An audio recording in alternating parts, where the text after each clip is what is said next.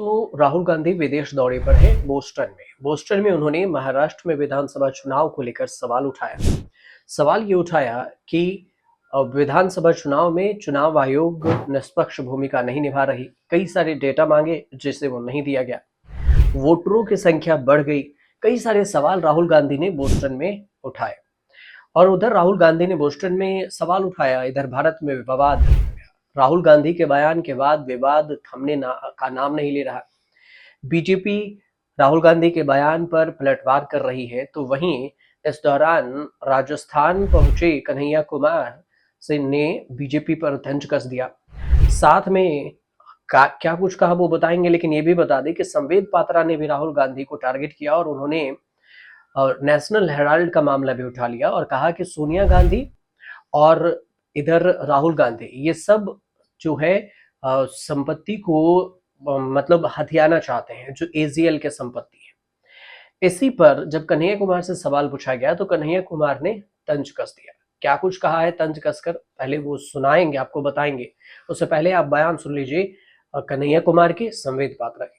मैं राहुल जी से पूछना चाहता हूं, राहुल जी झारखंड भी तो उसी समय चुनाव हुआ था, क्या आपने इलेक्शन कमीशन के साथ झारखंड में समझौता किया था? आप एक बार सोरेन जी से पूछिए, क्या उन्होंने समझौता किया था इलेक्शन कमीशन से?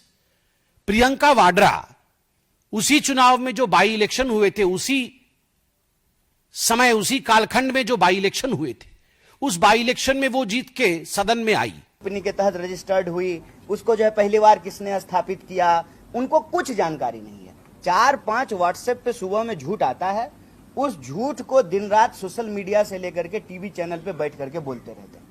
5,000 करोड़ की प्रॉपर्टी है, सोनिया गांधी जी और राहुल जी ने अपने नाम कर लिया, एक नॉन प्रॉफिट ऑर्गेनाइजेशन के। आप आज डायरेक्टर हैं, कल को कोई और डायरेक्टर होगा। उस संपत्ति को ना आप ले सकते हैं ना किसी को दे सकते हैं, तो कैसे अपने नाम कर लिया? दूसरा कि हजारों करोड़ की प्रॉपर्टी है। कहां हजारों करोड़ की प्रॉपर्टी है? इनकम टैक्स डिपार्टमेंट असेसमेंट में कह रहा है कि टोटल 462 करोड़ की संपत्ति है। हर टीवी चैनल में जाकर के बोल रहे हैं कि हजारों करोड़ की संपत्ति है।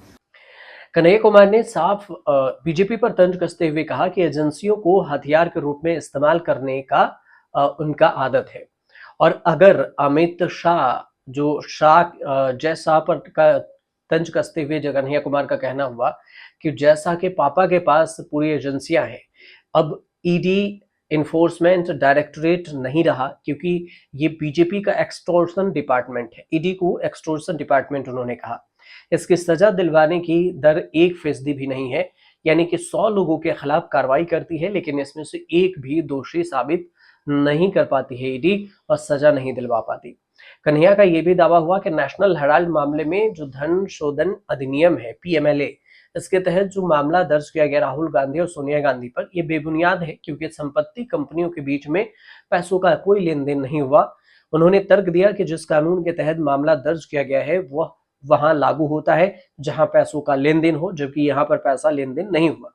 लेकिन इस पूरे मामले में पैसे का कोई लेन देन नहीं हुआ। कांग्रेस नेता कन्हैया कुमार का यह भी कहना हुआ कि शामिल दोनों ही कंपनियां गैर लाभकारी संगठन है। नेशनल हेराल्ड मामले में संपत्ति के कथित दुरुपयोग के बीजेपी के दावे पर भी सवाल उठाया। तो कुल मिलाकर कन्हैया कुमार एकदम सवाल पूछते ही संबित पात्रा के सवाल से ही गुस्से से फायर हो गए और उन्होंने बीजेपी पर तंज कस दिया। तो कुल मिलाकर ये पूरी कहानी थी राहुल गांधी के बयान और भारत में बवाल को लेकर कन्हैया कुमार का जो फायर होना, ये इस पर। आपको जानकारी कैसे लगी हमें जरूर बताइएगा कमेंट कर, और अगर अच्छी लगी हो तो चैनल से जुड़िए, सब्सक्राइब कीजिए।